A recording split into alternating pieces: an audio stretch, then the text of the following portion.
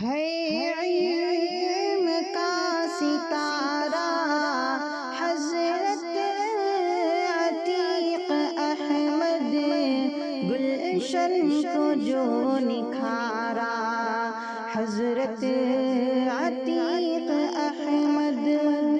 السلام علیکم ورحمۃ اللہ وبرکاتہ۔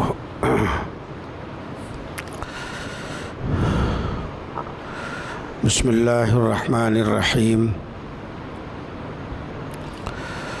الحمد للہ رب العالمین، والصلاة والسلام علی سید الانبیاء والمرسلین، لا الہ الا اللہ الحلیم الکریم، سبحان اللہ رب العرش العظیم، الحمد للہ رب العالمین۔ قال اللہ تبارک و تعالی فی کلامہ المجید والفرقان الحمید، فاعوذ باللہ من الشیطان الرجیم، بسم اللہ الرحمن الرحیم۔ کلا بل ران علی قلوبہم ما کانوا یکسبون۔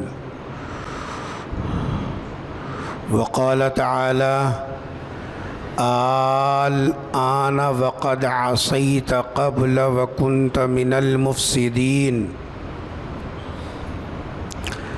وقال تعالی واللہ یشہد انہم لکاذبون۔ صدق اللہ العظیم۔ قال النبی صلی اللہ علیہ وسلم اتقوا اللہ اعدلوا بین اولادکم، او کما قال علیہ الصلاۃ والسلام۔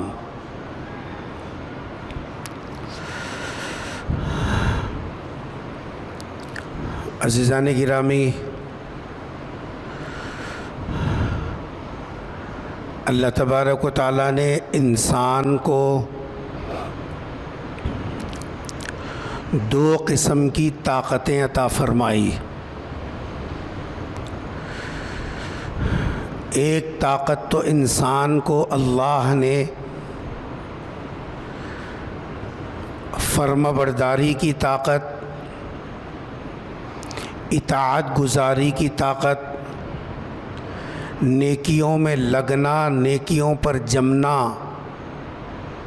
اللہ نے اس کو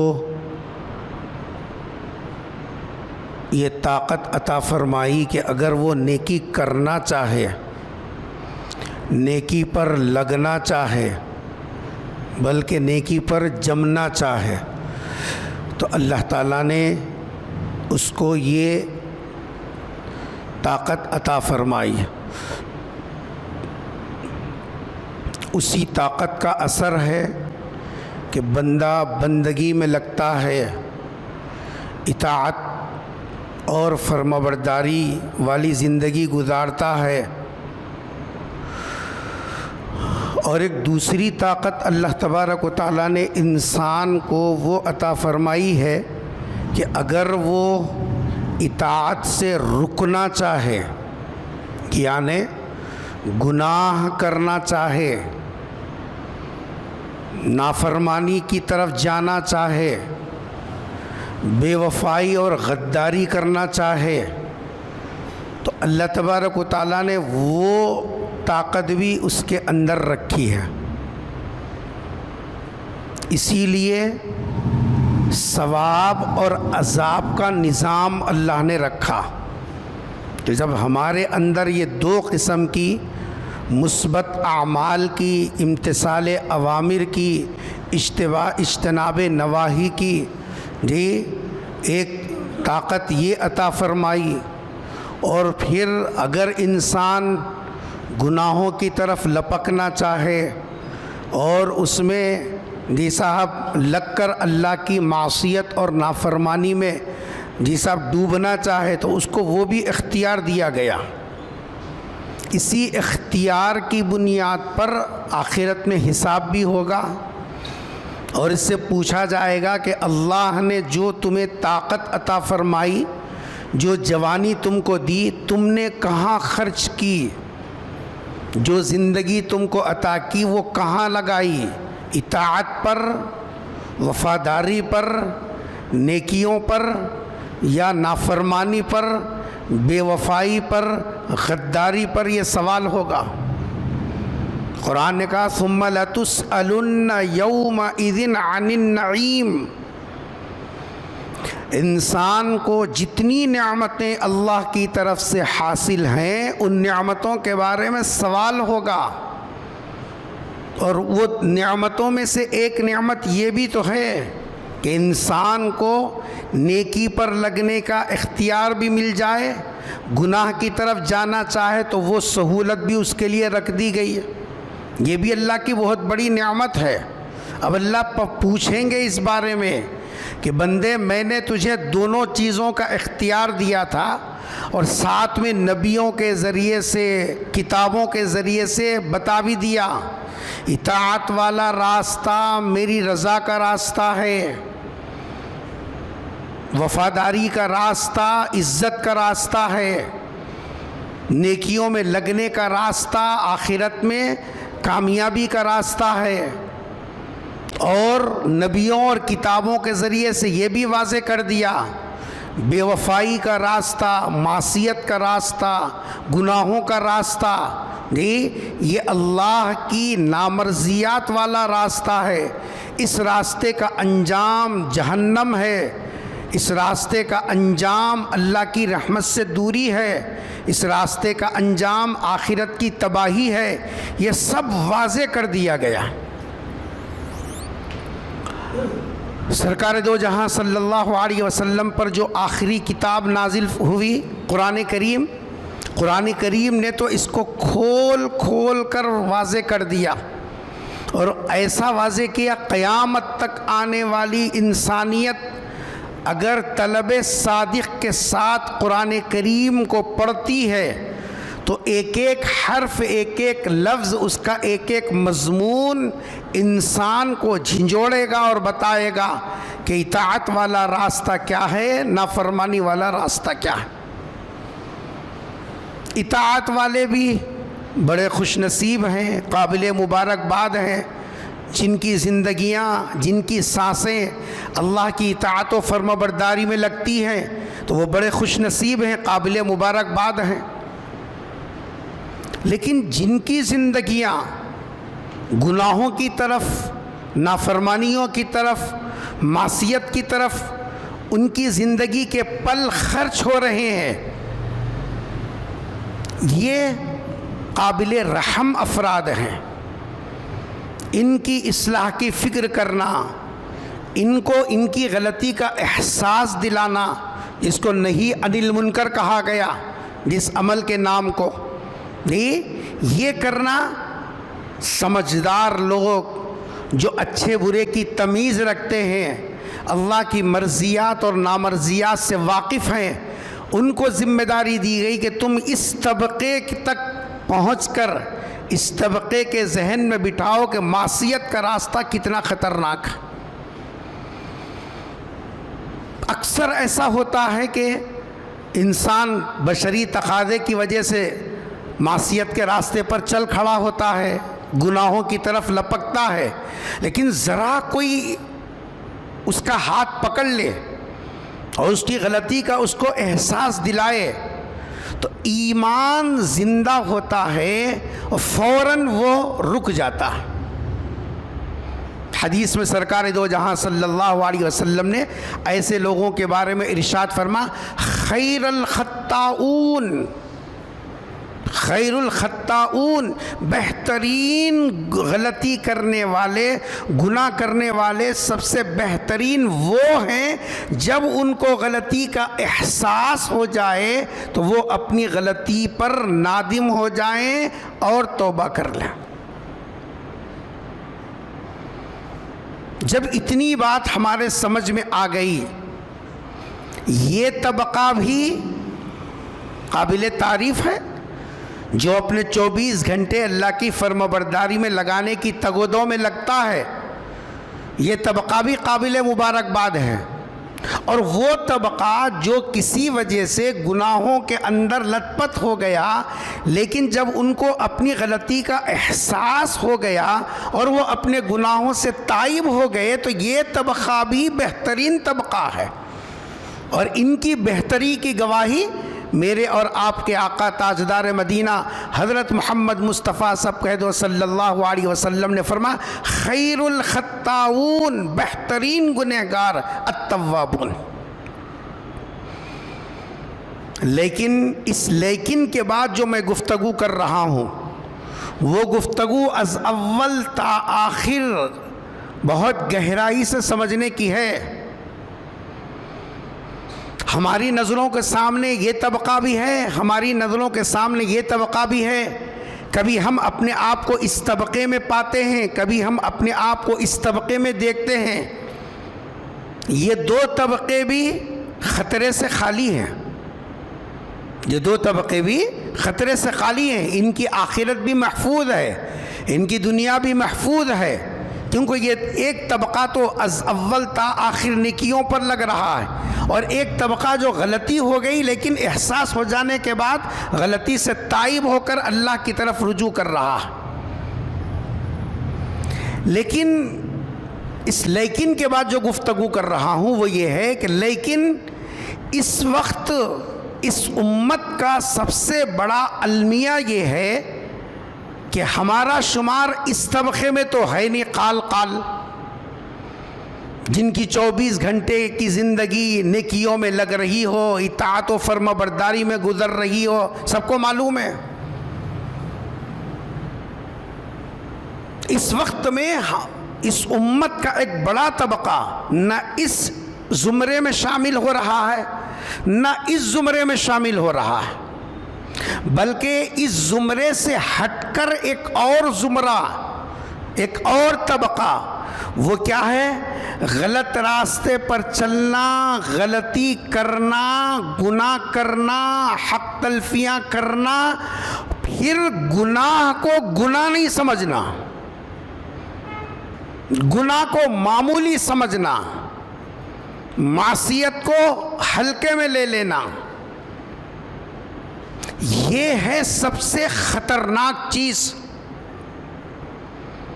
غلطی کو غلطی سمجھنے والا آج نہ صحیح کل رجوع کر سکتا ہے۔ بیمار کو اگر بیماری کا احساس ہو گیا، آج نہ صحیح کل وہ دوا کرے گا اور صحت پائے گا،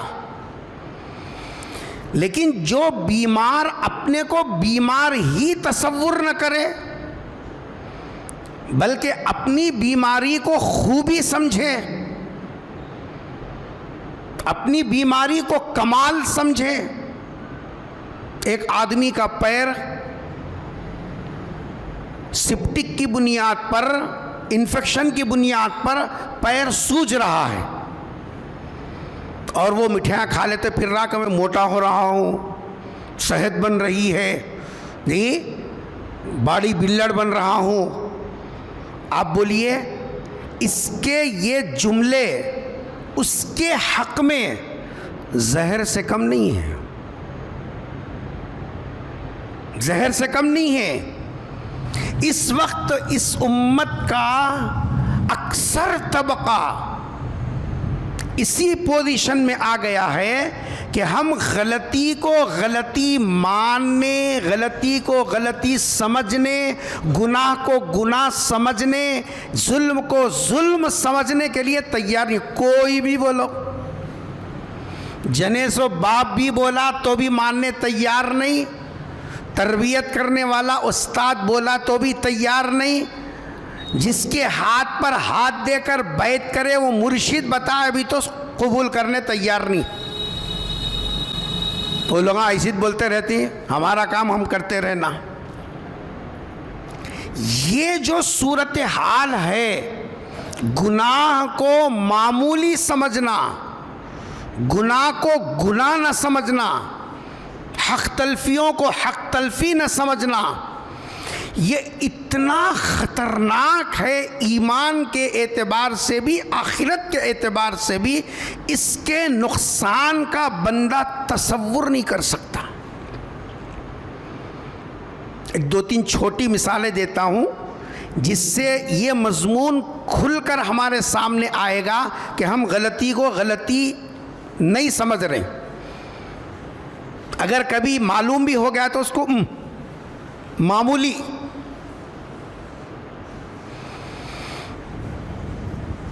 جس کی غلطی ہونے کا احساس تک نہیں ہے.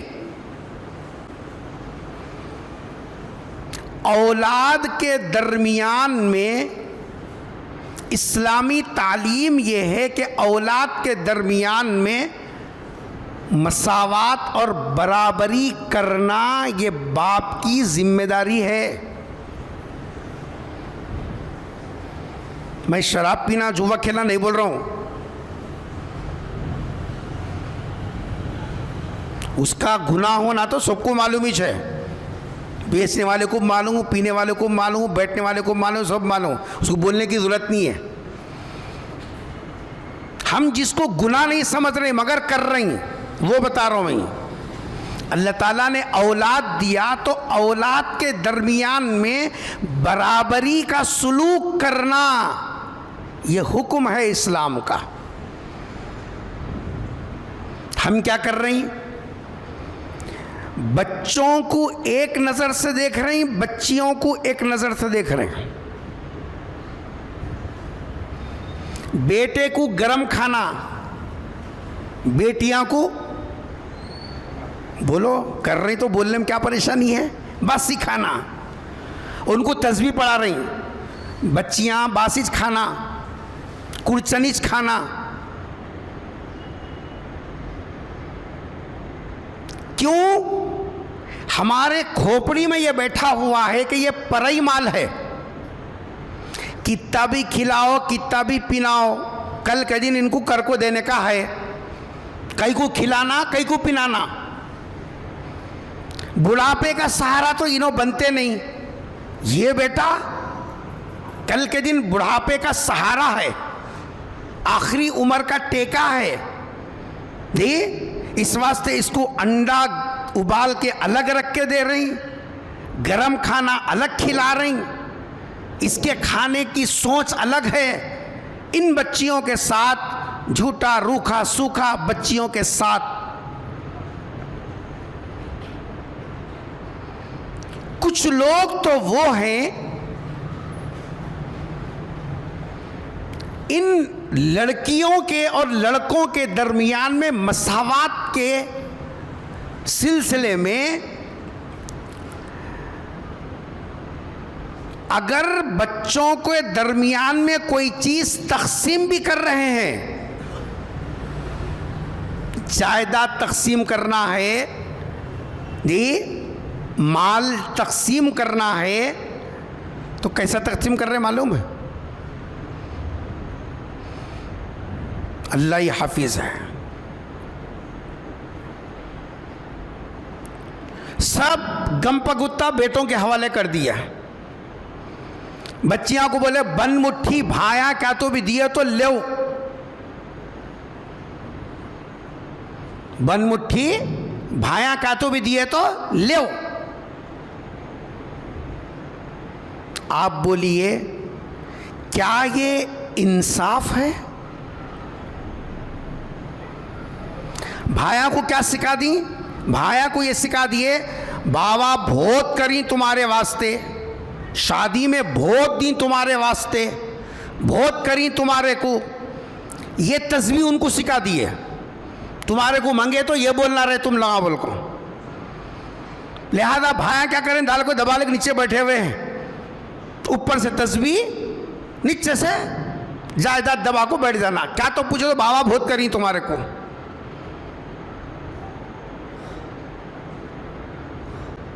گھر میں اگر دو بیٹے ہیں، ایک کمانے والا اچھی تنخواہ لانے والا اور ایک بیچارہ کمزور، کچھ ملا تو کام کرا، پائی دو پائی لایا، کبھی لایا کبھی نہیں لایا. اب ہمارا رویہ کیا ہے؟ دنیا نہیں پوچھتی اس کو، اڑوس پڑوس اس کو نوٹ نہیں کرتے. یہ تو صرف خالق السماوات والارض کی نظر اور نگاہ میں آنے والا عمل یہ ہے۔ کمانے والے کے ساتھ ہمارا رویہ، ہماری گفتگو کا انداز، حساب اس کے جو ہے جھیلنے کا طریقہ وہ الگ ہے، اور جو اولاد کمزور ہے ان سے بات کرنے کا انداز، یہ سب ان کے ضروریات کی تکمیل کا مزاج الگ ہے۔ اور ہم ان چیزوں کو گناہ سمجھنے کے لیے تیار ہی نہیں ہیں۔ شراب پینا گناہ ہے، اس کو تو تسلیم کر لیے، خنزیر کھانا حرام ہے، اس کو تو مان لیے، جوا کھیلنا حرام ہے، اس کو تو تسلیم کر لیا، لیکن اولاد کے درمیان میں انصاف نہ کرنا، مساوات نہ کرنا بھی گناہ ہے، ظلم ہے۔ یہ ایسا خاموش ظلم ہے جس کے ظلم کا احساس اگر قلب میں پیدا نہ ہو، پھر یہ طبقہ وہ طبقہ نہیں، تیسرے طبقے میں ہمارا شمار ہوگا۔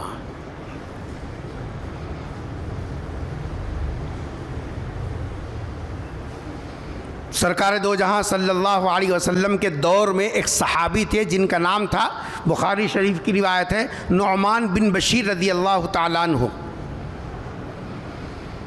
انہوں نے اپنے بیٹوں میں سے ایک بیٹے کو ایک غلام گفٹ کیا،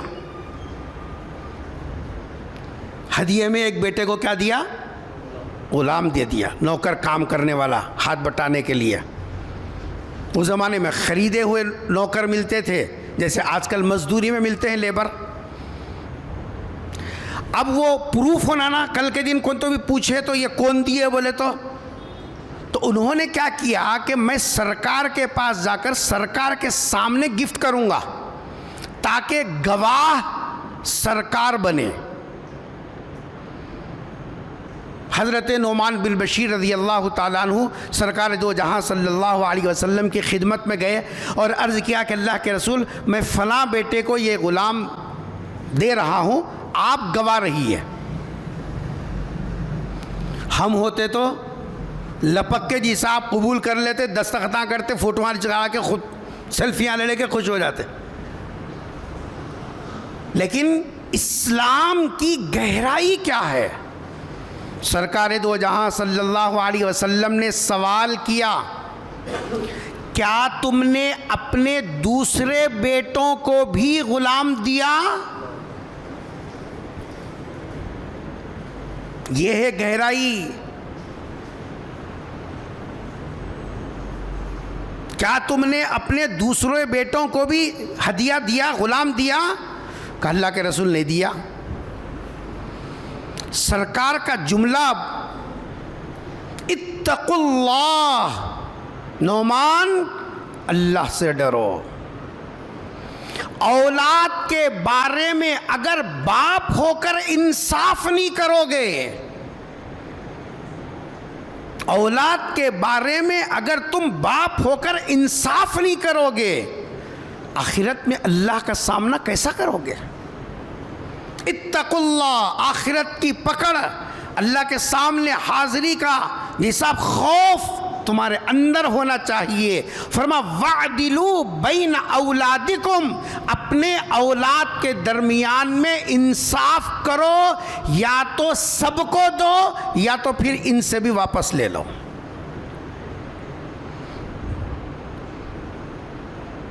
باپ کا یہ قدم اولاد کے درمیان میں برابری کا، یہ خاندان کو جوڑ کے رکھتا ہے، ماں باپ کے مقام کو گرنے نہیں دیتا، آپس میں الفتیں بڑھتی ہیں، رشتہ داریاں مضبوط ہوتی ہیں، بھائی بہن سیسا پلائی ہوئی دیوار کی طرح رہتے ہیں۔ اور آج ہماری نادان حرکتوں کی وجہ سے باپ کی موجودگی میں ماں کی جیسا موجودگی اور ان کے زندگی کے اندر بھائی بہنیں ایسے لڑ رہے ہیں جیسے بازار کے کتے لڑ لیتے ہیں۔ سگی بہن بھائی کو اماں بہن کے ساتھ بات کر رہی ہے.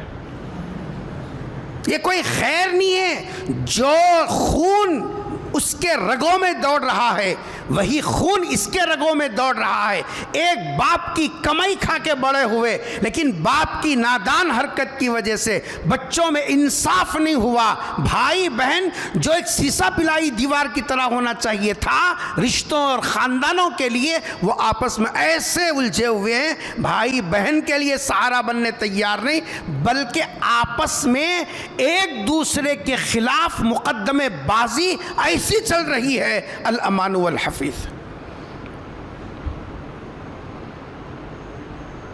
نبی نے فرمایا اتقوا اللہ، نعمان اللہ سے ڈرو. وعدلوا بین اولادکم، اپنے اولاد کے درمیان میں انصاف کرو، برابری کرو. کیوں؟ برابری نہ کرنا، مساوات نہ کرنا یہ ایسا خاموش ظلم ہے جو ظلم کل کے دن مسائل کھڑا کرے گا اور تم کو اللہ کی عدالت میں مجرم بنا کر کھڑا کرے گا. غور کرو. اس وقت میں ہم غلطی کو غلطی ماننے تیار نہیں ہیں،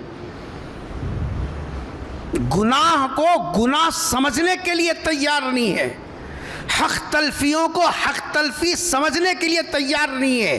ہم یہ سمجھ رہے ہیں ہوشیاری، ایک قدم آگے بڑھ کے ہم کیا سمجھ رہے ہیں؟ دیکھا کیسا انہیں کمال فخر کرنے والی چیز. حق تلفی کر کے نادم ہونے کے بجائے، افسوس کرنے کے بجائے اس پر سینہ ٹھوک رہا ہے.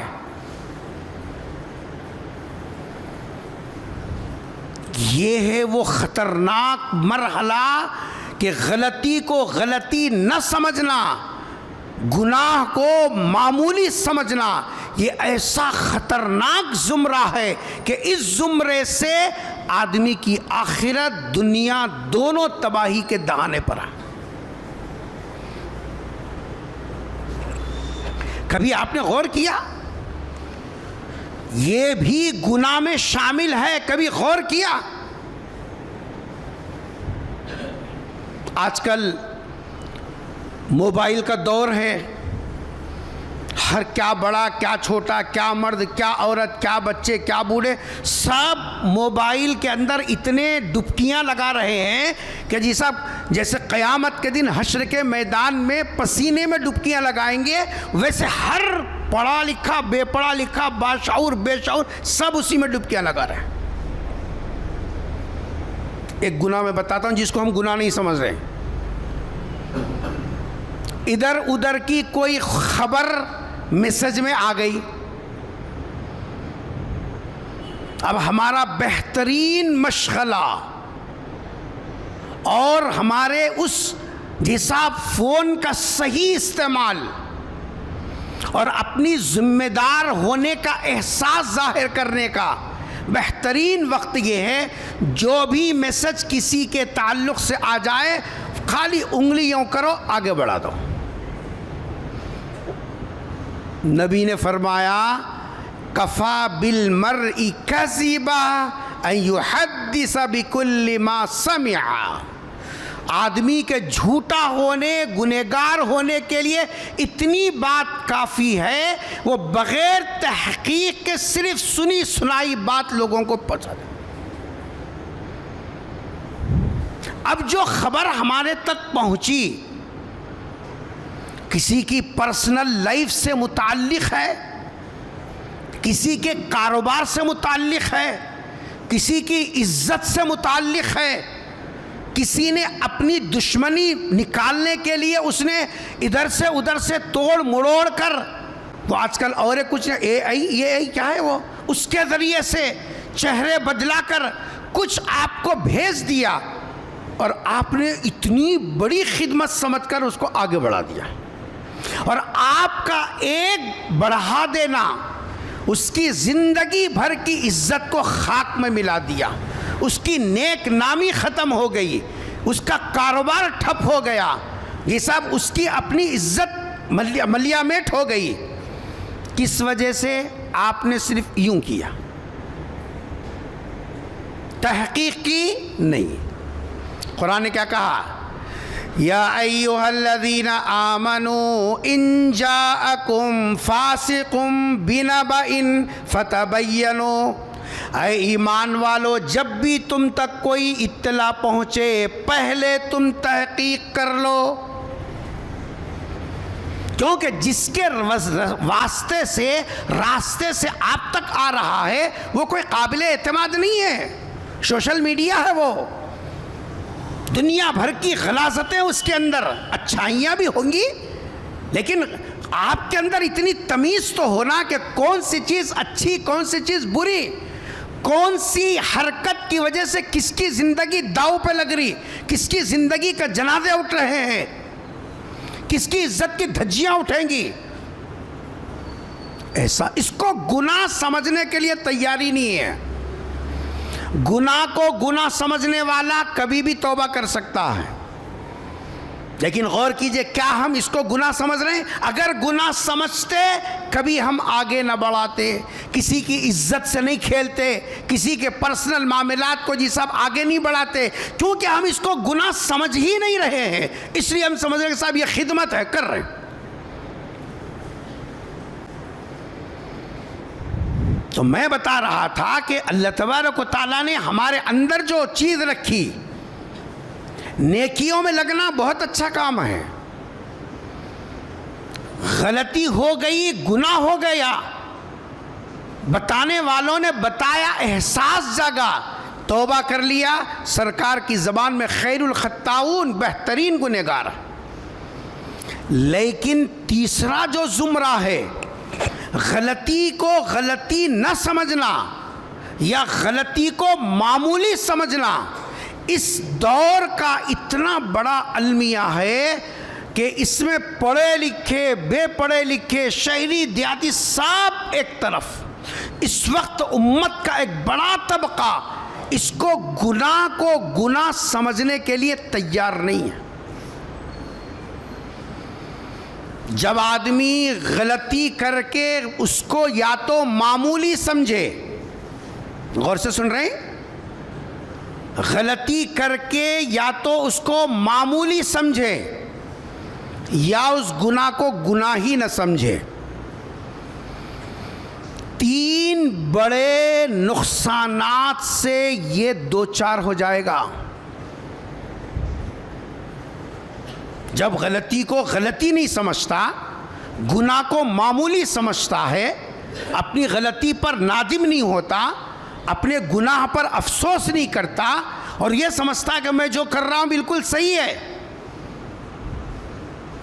تو کتنے بڑے نقصان سے؟ تین بڑے ایسے نقصانات سے دوچار ہوگا جس میں اس کے ایمان کے لالے پڑیں گے۔ نمبر ایک، سب سے پہلا جو نقصان ہوگا جب گناہ کو معمولی سمجھے گا،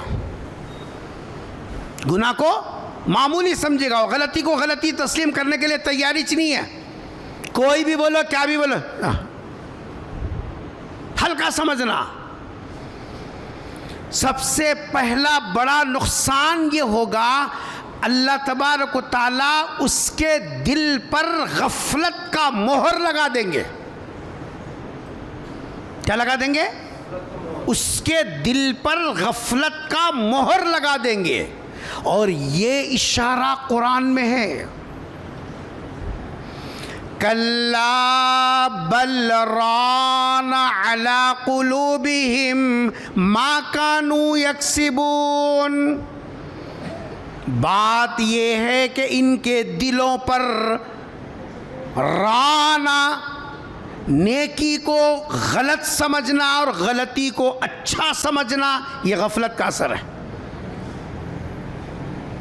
ان کی حرکتوں اور ان کی کرتوتوں کی وجہ سے ان کے دل پر غفلت کا مہر اور ٹھپا لگا دیا گیا۔ جب انسان کے قلب پر غفلت کا ٹھپا اور مہر لگ جاتا ہے، اب وہ غلطی کو غلطی نہیں سمجھتا، غلطی کو غلطی نہیں سمجھتا. جبرائیل بھی آ کے سمجھائے نا, ماننے کے لیے تیار نہیں. کتاباں تو دور کی بات ہے, سمجھانے والوں میں سب سے آگے آ کر سمجھانے والے بھی اگر سمجھائیں, کیونکہ طے کر لیا میں صحیح ہوں. اس کا علاج کیسا ہے؟ جو یہ سمجھے کہ میں صحت مند ہوں اور میرا جو پیر سوج رہا ہے وہ انفیکشن کی وجہ سے نہیں, سپٹک کی وجہ سے نہیں, بلکہ میں صحت مند ہو رہا ہوں. اس کا دنیا میں علاج کیسے ہے؟ قرآن نے کہا ایک جگہ ثم قست قلوبکم, بنی اسرائیل کا تذکرہ کرتے سورہ بقرہ میں اللہ نے فرمایا یہ لوگ بار بار سمجھانے کے باوجود, ان کی غلطیوں پر ان کو آگاہ کر دینے کے باوجود یہ اپنی شرارت سے باز نہیں آئے. تو اللہ تعالیٰ نے کیا کیا؟ ثم کا ترجمہ پھر کا مطلب کیا ہے؟ پہلے کچھ ہوا, اس کے بعد یہ, پھر انہیں بولا, پھر میں بولا, پھر اس سے پہلے کچھ ہوا. ثم قست قلوبکم, کیا قرآن ہے صاحب. اللہ تعالیٰ فرما رہے پھر ان کے دل سخت ہو کر دیے گئے, سخت. من بعد ذالک, یہ حرکتوں کی وجہ سے بار بار شرارت ہے. سمجھانے کے باوجود, بتانے کے باوجود, آنکھوں سے دیکھنے کے باوجود ماننے کے لیے تیار نہیں. اور یہ نہیں دیکھیں گے آخرت میں, دیکھیں گے. اللہ میں پوچھے خود کو, میں بول لیتا ہوں. اللہ میں پوچھے خود کو, میں بول لیتا ہوں. اتنا دھارو ہے تو اللہ کی عدالت کو سمجھا کیا؟ کس لیول پہ تیری زندگی ہے, ایمان کے کس ڈگر پہ چل رہا ہے کہ تیری زبان سے یہ جملہ نہیں کر رہے. اللہ پوچھے تو بول لیتا ہوں میں. اللہ کی عدالت کے بارے میں تو قرآن نے کہا لا يتکلمون الا من اذن, چوں چرا نہیں کر سکتا کوئی وہاں. وَلَا يَتَكَلَّمُونَ, کوئی بات کر ہی نہیں سکتا اللہ کی عدالت میں. فرشتے ہیں تو سب و سب کھڑے ہیں.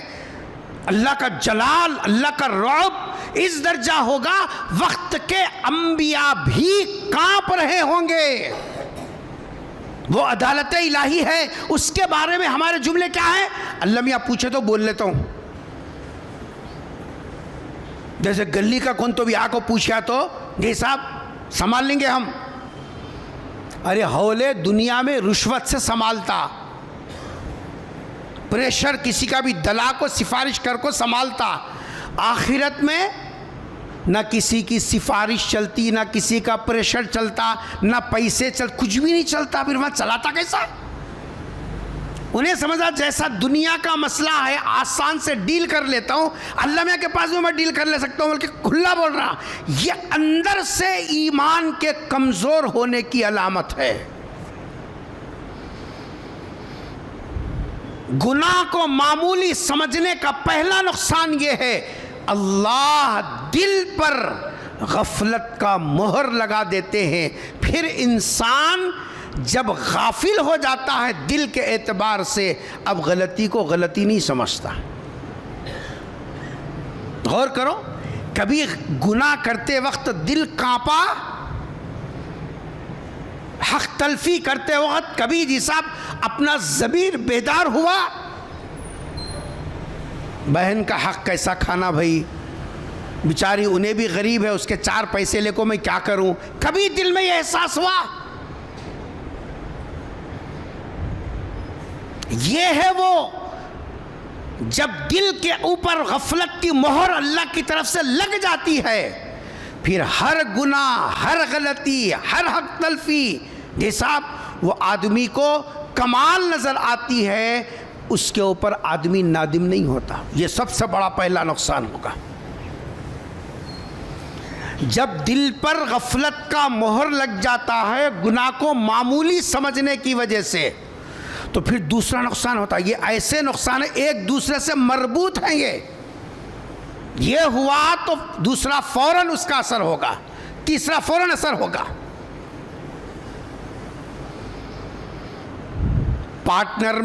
پارٹنرشپ میں کاروبار کر رہی، جھوٹے حساب لکھ کو رکھتے ہیں، کہاں ہیں کیا بھی نہیں چل رہا،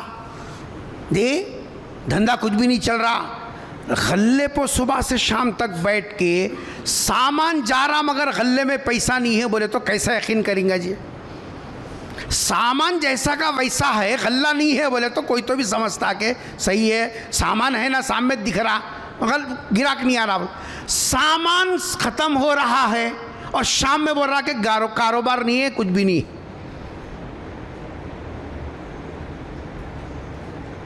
پیچھے سے کیا کر رہا؟ تڑی کر رہا، خوش ہو رہا۔ پارٹنر ایسے رہنا رہے، غلطی کو غلطی ماننے کے لیے تیار نہیں ہے، اللہ تبارک و تعالیٰ دل پر کیا لگا دیتے ہیں؟ غفلت کا مہر لگا دیتے ہیں۔ غور کرو، آج حال یہ ہو گیا، ہمارا دل اتنا سخت ہو گیا۔ قرآن کی آیت آگے پڑھیے، فَهِيَ كَالْحِجَارَةِ، پہلے پارے کی آیت ہے یہ، فَهِيَ كَالْحِجَارَةِ، صرف سخت نہیں، پتھر جیسا دل ہو گیا، پتھر جیسا۔ بھان رو رہی ہے سامنے، جی مٹی اٹھا کو بتاتی ہے میرے بچے جی صاحب یہ کیفیت میں آ گئی، کیا تو بھی میرا حق ہے سو میرے کو دیو، کئی کو میری آہ لے رہے ہیں، بول کو تس سے مس نہیں ہے۔ تہجد پڑھتا نا انہیں، 1.5 فٹ کی ڈاڑھی جو رکھا، تس سے مس نہیں ہے، یقین ہے اس کو کہ جی صاحب آنکھ بند ہوتے ہی سرکار کنجی لے کے کھڑے ہوں گے اس کے واسطے، کہیں گے بیٹا جنت الفردوس میں چلے جا، تیرے واسطے انتظار کر رہا ہوں۔ ٹس سے مس نہیں۔ دیکھ لو اب میں کیا بولوں، میرے سے زیادہ سوشل میڈیا سے آپ قریب ہیں۔ حیدرآباد میں تولیت کی بنیاد پر وہ بوڑھی 70 75 80 سال کی دادیوں کو کیسا مار رہے ہیں، منہ پر کیسا ڈھکیل رہے ہیں، کیسے لات اور گھوسے برسا رہے ہیں، اور پھر پینا پٹارم باہر بڑا نام ہے جی، لوگوں کے درشن اونچے اونچے ہیں، اور اندر سے حال یہ ہے جو دادی کا نوالا کھا کے جس کی لوری سن سن کر بڑا ہوا، ان دادیوں کے اوپر ہاتھ پیر چل رہا ہے، اور پھر باہر کیا ہے بولے تو ہم چوں دیگر نیست، ہم سے زیادہ جنتی کون ہے جی؟ کوئی بھی نہیں ہے۔ ہمارا تبرک تم لوگاں کھانا، ہاں ہمارا تبرک تم لوگاں کھانا۔ کیا اللہ کی عدالت کا دروازہ بند ہو گیا؟ کیا مرنا نہیں ہے؟ کیا موت برحق نہیں ہے؟ فرعون جیسی، قارون جیسی، شداد جیسی، جی صاحب سب ملیا میٹ ہو گئے ہیں، تو تم کس کھیت کے مولی ہو؟ یہ دل جب کے اوپر غفلت کا مہر لگ جاتا ہے نا، پھر رشتے ناتے اپنے پرائے نہیں، گھوسے بھی چلتے ہیں، لات بھی چلتی ہے، زبان بھی چلتی ہے، حس تک بیدار نہیں ہوتی، ڈکار لے کے مزے سے سو جاتے ہیں۔ جی یہ وہی بوڑھی عورت تھی جو تمہارے ایک رونے کی وجہ سے پوری رات جگ کر جی صاحب تمہارے رونے کو کم کرتی رہی، اور آج اس پر ہاتھ چلا کر بے فکری کے ساتھ سو گیا۔ ظالم تجھے ذرا احساس نہیں ہوا؟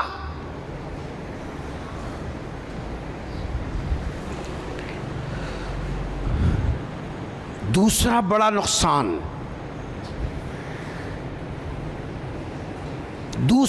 نقصان جب غلطی کو غلطی تسلیم نہیں کرتے، گناہ کو گناہ نہیں سمجھتے بلکہ معمولی اور ہلکا سمجھتے ہیں، تو دوسرا نقصان یہ ہوگا کہ اللہ تبارک و تعالی سچی توبہ سے کی توفیق سلب کر لیتے ہیں۔ ایک ہے توبہ بچے والی، شب برات کو کرتے نہیں، ختم، سمجھ رہے ہیں چیپٹر کلوز ہو گیا، 12 خون معاف، گنگا میں ڈوب کے آگے ہم بالکل فریش، نئے تر و تازہ، رجع کیومی ولدت امہ، آج ہی اماں کے پیٹ سے آئے، بالکل 12 خون معاف ہو گیا، پھر سے کرو، پھر آتی شب برات، آتی کیسا بھی۔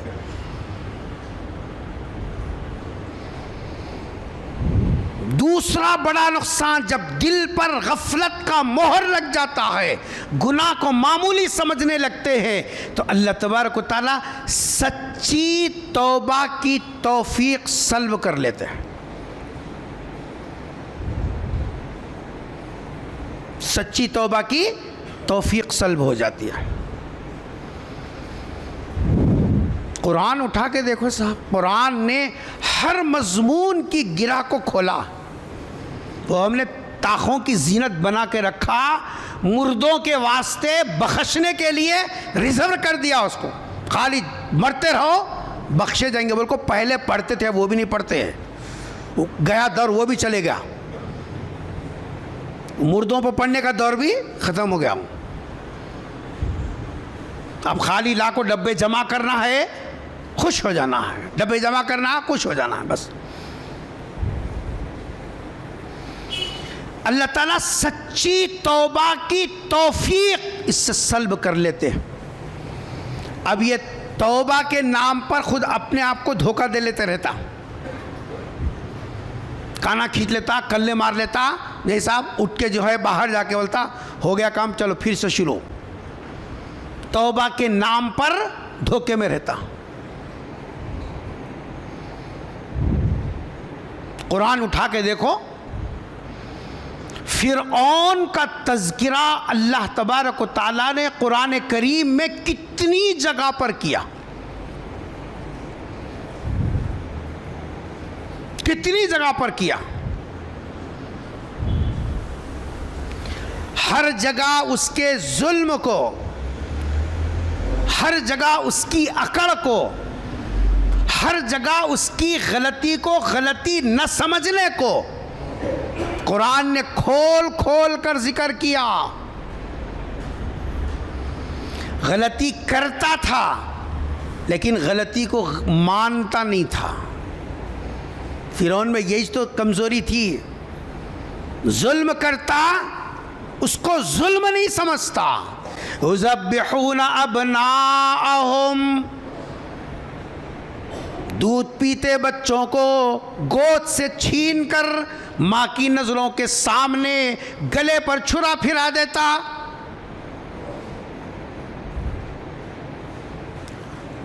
کم گناہ ہی ہے۔ انا ربکم الاعلی، اکڑ ایسی تھی کہ میں ہی خدا ہوں کا نعرہ لگایا۔ لیکن پوری زندگی میں، فرعون کی پوری زندگی میں کبھی وہ جھکا؟ ارے بولو، کبھی جھکا نہیں؟ جھکا ایک مرتبہ، کب؟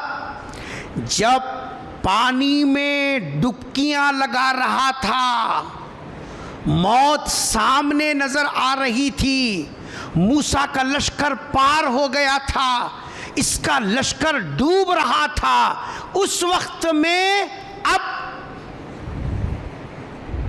توبہ کر رہا ہے اور یہ بول رہا موسیٰ آمنت بربی ہارون و موسیٰ۔ کیا صاف کھرے نکھرے الفاظ سے بول رہا، لگی لپٹی بڑا چوڑا مقدمہ نہیں، ڈائریکٹ میں ایمان لایا موسیٰ اور ہارون کے رب پر۔ کب؟ جب موت سامنے آ رہی تھی توبہ کر رہا تھا۔ لیکن قرآن اٹھا کے دیکھیے، میری اپنی بات نہیں ہے، قرآن نے کہا آل آنا، اب یاد آیا توبہ کرنا، اب یاد آیا موسیٰ کا خدا، اب یاد آیا ہارون کا خدا، آل آنا، اب وقد عصیتا۔ اس سے پہلے تو بڑی اکڑ تھی، بڑا چاؤ کرتا تھا، وَكُنْتَ مِنَ الْمُفْسِدِينَ، ہر شرارت تیرے اندر رسی بچی تھی۔ پھر کیا اللہ نے اس کے ایمان کو قبول کیا؟ ارے بولو، اس کی توبہ قبول ہوئی؟ کیوں؟ گناہ کو گناہ نہ سمجھنے کا وبال یہ ہوتا ہے سچی توبہ کی توفیق سلب کر لی جاتی ہے، وہ توبہ کرے بھی تو وہ توبہ قبول نہیں ہے۔ اور قیامت تک باقی رہنے والی کتاب میں اللہ نے ذکر کیا، ایسا نہیں کہ جیسا 4 دن رہے اس کے بعد نکال دیا۔ ہر آنے والا فرعون کے انجام کو پڑھ کے اندازہ لگا لے، جب اللہ کی نافرمانی کو نافرمانی نہیں سمجھیں گے، اللہ تعالیٰ توبہ کی توفیق سلب کر لیں گے۔ تو سر بھی پٹک لے، تیری توبہ اللہ کے پاس قبول نہیں ہے، کیونکہ اللہ تبارک و تعالیٰ نے فرعون کا انجام بتلایا اور قرآن میں اعلان کر دیا فَالْيَوْمَ نُنَجِّيكَ بِبَدَنِكَ لِتَكُونَ لِمَنْ خَلْفَكَ آیَةً۔ اب تیرے جسم کو نہ زمین قبول کرے گی نہ پانی قبول کرے گا، تیرے جسم کو ہم عبرت کا ایسا سامان بنا دیں گے، قیامت تک آنے والی انسانیت تجھے دیکھ کر عبرت حاصل کرتی رہے گی۔ توبہ کی توفیق سلب ہو جانا، کیا سمجھتے ہیں ہم؟ کون پوچھنے والا ہے؟ بڑے وکیل کو رکھتا ہوں، ہائی کورٹ کو جاتا ہوں، سپریم کورٹ کے وکیل سے کام کراتا ہوں، میرے پیچھے 10-12 جیسا پہلوانا ہے۔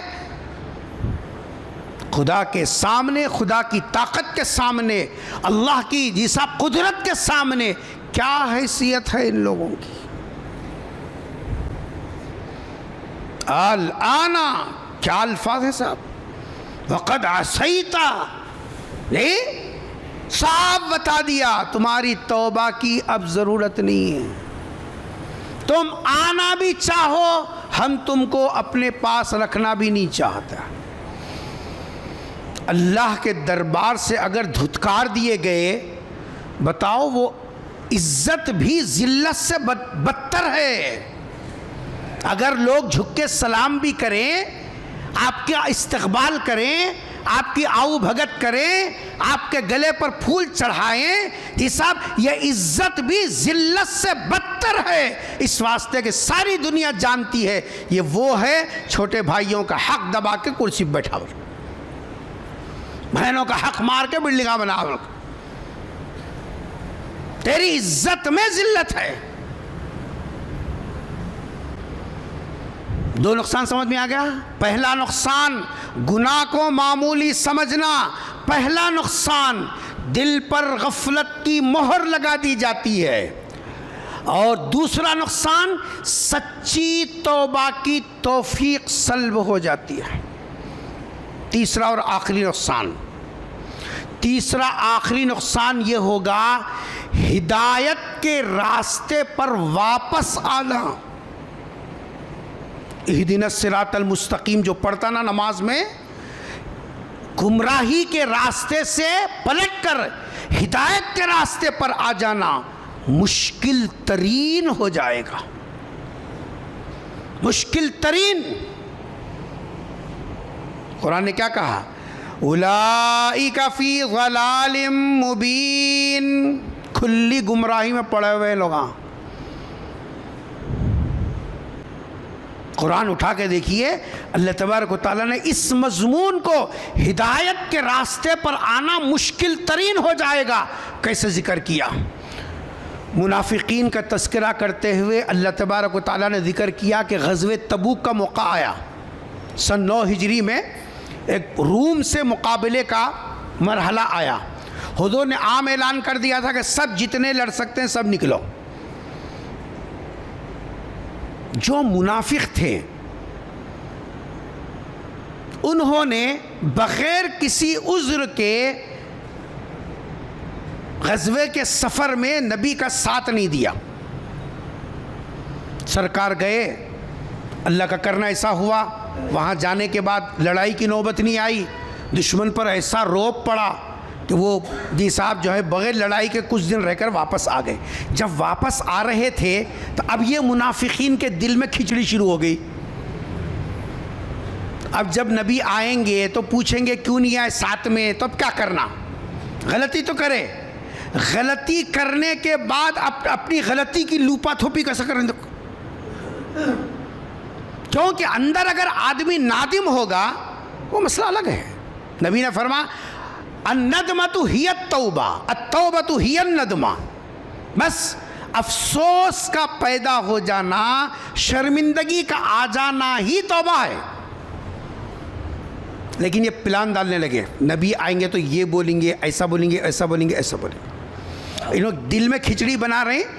اللہ میاں قرآن کی آیت بنا کر اتار دیے نبی پر. ابھی آئے اس نے مدینہ کو، یعتذرون الیکم اذا رجعتم الیک. اے حبیب جب تم واپس جاؤ گے وہ لوگ جھوٹے بہانے آپ کے سامنے پیش کریں گے. بولیں گے یہ کام تھا، وہ کام تھا، ایسا ہوا ویسا ہوا، آنا سمجھیا تھا مگر، جانا سمجھیا تھا مگر، دینا بول کو دل میں نیت تھی مل صاحب، بھان کا حق کھانا بول کو نہیں تھا، دینا بول کو طے کر لیا تھا، مگر بیوی کا مہر دیں گا بولا، مگر جوڑے کی رقم واپس کروں گا بولیا، مگر میری نیت اچھی تھی مل صاحب. ہاں اللہ میاں کو ہمارے چونچلے سب معلوم ہے. ہماری ہر دکھتی رگ قرآن کریم ایسے پکڑتا ہے جیسے کہ کوئی ڈاکٹر مریض کے مرض کو گہرائی کے ساتھ پکڑ کے نکالتا. دنیا والے دھوکہ کھا سکتے ہیں ہماری چرب زبانی سے، ہمارے میٹھے بول سے. لوگ بولیں گے نہیں بھائی اس کی نیت اچھی تھی کہتے، دیتا ہوں کو بولیا تھا کہتے، کاغذات تیار کر لیا تھا کہتے، سب کہتے کہتے کہتے کہتے دنیا والے مطمئن ہو جائیں گے. اللہ وہ دل کی حالت کو جانتا ہے. سرکار آئے مسجد نبوی میں بیٹھا تو وہی کھچڑی جو بنا لیے تھے دماغ میں، خاکہ تیار کر لیے تھے، آ کے بولے اللہ کے رسول آنا سمجھے تھے مگر ایسا ہوا، نکلے سمجھے تھے ایسا ہوا. اللہ نے کیا فرمایا؟ عربی اگر سمجھتے نا تو چیخ نکل جاتی ہے. کیا کریں گے؟ روٹی نکو لکو نہیں ہے نا اس کے ساتھ. نوکری اگر اس کے ساتھ لکو رہتی تو پھر ہر کوئی عربی میں ڈپلوما کر کو رہتا تھا، ہاں یم میں بی اے کر کو رہتا تھا. روٹی لکو نہیں ہے نا اس کے ساتھ. قرآن نے کہا لا تعتذروا، آپ ان کے جھوٹے بہانوں کو سچ مت سمجھیے، ان سے کہو بہانے مت بناؤ. کیسی پول کھلی دیکھو. آگے اللہ فرما رہے ہیں ایسا لفظ پوری قرآن میں منافقوں کے لیے اتنی ذلت کسی اور آیت میں نہیں ہے جیسے اس آیت میں ذکر کیا گیا. اللہ فرما رہے ہیں واللہ یشہد انہم لکاذبون، اللہ گواہی دے رہا ہے یہ جھوٹے ہیں. عربی میں تاکید کے جتنے حرف ہو سکتے ہیں وہ سب اس میں استعمال ہوئے. ان حرف مشبہ بالفعل تاکید کے لیے آتا، ہم ضمیر استعمال ہوئی، لکاذبون میں لام زبر حساب تاکید کے لیے آتا ہے. سب جتنے حرف ہو سکتے سب استعمال کی، کوئی رتی برابر شبہ نہیں. اللہ گواہی دے رہا یہ اپنے بہانوں میں کیا ہے؟ جھوٹے. ہدایت پر واپس آنا کتنا مشکل ہو گیا. تمہارا عذر، تمہارے بہانوں کی پول کھل گئی، تمہارا جھوٹا پن ثابت ہو گیا، قیامت تک قرآن کا حصہ بن گیا. اور آنے والی ہر نسل جب جب قرآن پڑھے گی تمہاری یہ غلطی ان کے سامنے واضح ہو جائے گی. غور کرو. واللہ یشہد انہم لکاذبون. حضور کے دور میں جب ہجرت کر کے مدینہ منورہ سرکار تشریف لائے تو منافقوں نے چال چل کے کیا کیا؟ ایک مسجد بنائی، مسجد زرار. الگ ایک حالانکہ مسجد نبوی ہے، مسجد قباء ہے، لوگ ہیں تھوڑے، لیکن انہوں نے کیا کہ ایک نئی مسجد بنائی، اس کا نام رکھا مسجد. جی صاحب مسجد بنا کے سرکار سفر میں جا رہے تھے، آ کے بولے اللہ کے رسول ہم مسجد بنائے، ذرا وہاں کے لوگوں کو سہولت ہوتی بول کے ذرا آپ چلے تو ایک دو رکعت نماز پڑھ لیے تو چالو ہو جاتی مسجد. قرآن کریم کی آیتیں اتری، اللہ نے بتا دیا لا تقم فیہ ابدا، کبھی بھی آپ اس میں قدم نہیں رکھنا، کیونکہ ان کی نیت تفریق بین المسلمین تھا، مسلمانوں میں وہاں بیٹھ کر مسلمانوں کو کیسا ڈیوائڈ کرنا، آپس میں ایک دوسرے کو کیسا لڑانا، ان کے خلاف کیسا جیسا پلان تیار کرنا تاکہ گلی والے آپس میں لڑ لیتے رہیں، ان کا جیسا کام چلتا رہے۔ تفریق بین المسلمین کے لیے وہ بنایا گیا تھا، نام مسجد کا دیا۔ قرآن نے جی صاحب جو ہے ان کی پول کھولی، وہ نبی کی خدمت میں آ کر، حالانکہ اندر سے ارادہ مسلمانوں میں تفرقہ ڈالنے کا، لیکن اپنی غلطی کو غلطی نہیں سمجھ رہی، یہی ہے وہ، گناہ کو گناہ نہیں سمجھنا، غلطی کو غلطی نہیں سمجھنا۔ جی کیا بولنے لگے؟ آپ آ کے 2 رکعت نماز پڑھ دو، لوگ نماز پڑھنا شروع کر دیتے ہیں۔ قرآن نے کہا لا تقم فیہ ابدا، حبیب کبھی نہیں جانا اس میں۔ جو آدمی گناہ کو معمولی سمجھتا ہے، ہدایت پر واپس آنا اس کے لیے انتہائی مشکل ہو جاتا ہے۔ اور اس کے بالمقابل جب آدمی غلطی کو غلطی تسلیم کر لیتا ہے، پھر اس کے لیے نہ دل پر غفلت کی مہر لگے گی، سچی توبہ کی توفیق بھی سلب نہیں ہوگی، غلط راستے پر جانے کے بعد صحیح راستے پر آنا بھی اس کے لیے آسان ہو جائے گا۔ اسی غزوہ تبوک میں آپ دیکھ لیجئے، ایک صحابی کعب ابن مالک، وہ بھی نہیں گئے تھے، آج کل جنگے بولے بولے تک سرکار آ گئے۔ منافقان تو جھوٹے بہانے بنا کر چھٹی لے لیے، لیکن انہوں نے دل میں سوچا جھوٹ نہیں بولنا، نہیں گئے، غلطی ہو گئی، غلطی کو غلطی سمجھا، معمولی نہیں سمجھا۔ چنانچہ نبی کی خدمت میں آ کر عرض کیا کہ اللہ کے رسول، میرے کو کوئی عذر نہیں تھا، البتہ میں سواری تیز ہے، ذرا آج نہیں تو کل نکل جاؤں گا بلکہ سوچا، مگر ایسا اٹک گیا، آج کل میں آپ واپس بھی آ گئے، میں نہیں آ سکا، میری غلطی ہے۔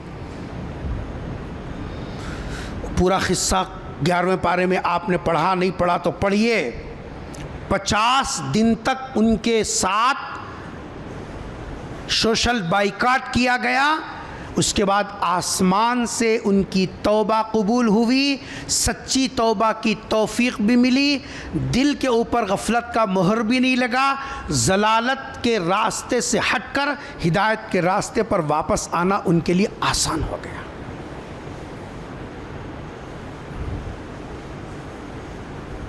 اس وقت میں یہ پوری تفصیل کا خلاصہ یہ ہے، ہم اس وقت میں غلطی کو غلطی سمجھنے کے لیے تیار نہیں ہیں، گناہ کو ہلکا سمجھنے کے مجرم بن رہے ہیں۔ اس لیے جب آدمی گناہ کو ہلکا سمجھے گا تو پھر پہلا نقصان دل پر غفلت کا مہر لگے گا، اور اسی غفلت کا نتیجہ ہے گناہ کے بعد گناہ، گناہ کے ساتھ گناہ، گناہ میں گناہ، گناہ سے پہلے گناہ، گناہ کے بعد گناہ، پوری 24 گھنٹے کی زندگی گناہ کے کیچڑ میں لت پت۔ اس لیے اس خول سے نکلنے کی ضرورت ہے۔ کب کس کو آخری ہچکی کا جھٹکا لگے گا کوئی بتا نہیں سکتا۔ مرنا طے ہے، اللہ کی عدالت میں حاضری طے ہے۔ ہم کیوں ایسے کام کریں؟ جس کا گناہ ہونا واضح ہے اس سے تو ہر کوئی بچ رہا ہے، لیکن جس کا گناہ ہونا چھپا ہوا ہے، جس کی مثالیں میں نے دی، اولاد کے ساتھ یکسانیت کا معاملہ نہ کرنا، لڑکیوں کے مقابلے میں لڑکوں کو ترجیح دینا، وراثت کی تقسیم میں جیسا انصاف نہیں کرنا، یہ ایسے گناہ ہیں، اس کو گناہ سمجھنے کے لیے ہم تیار نہیں ہیں، تو پھر ان نقصانات سے ہم بچ نہیں سکتے۔ دعا فرمائیے اللہ تبارک و تعالیٰ مجھے اور آپ کو، تمام مسلمانوں کو دین کا صحیح فہم نصیب فرمائے، اسلام کی حقانیت ہمارے قلوب پر واضح فرمائے۔ اے اللہ ہم سب کو تیری اطاعت والی زندگی پر استقامت کے ساتھ جمع رہنے کی توفیق نصیب فرما۔ نافرمانی سے، حکم عدولی سے، سرتابی سے اے اللہ ہم سب کی حفاظت فرما دے۔ اے اللہ گناہ کے بعد توبہ کی طرف، ہدایت کی طرف رجوع رہنے کی توفیق نصیب فرما، قلب منیب نصیب فرما، اے اللہ قلب سلیم نصیب فرما، اے اللہ ہمارے قلوب کو تیرے دربار کی طرف متوجہ رکھنے کی توفیق نصیب فرما، گناہوں سے، گناہوں کی زندگی سے اے اللہ ہم سب کی حفاظت فرما دے، اپنی دونوں جہاں میں اپنے امن اور عافیت کے فیصلے فرما دے۔ رب اغفر وارحم وانت خیر الراحمین۔ سبحان ربک رب العزت عما یصفون وسلام علی المرسلین والحمد للہ رب العالمین۔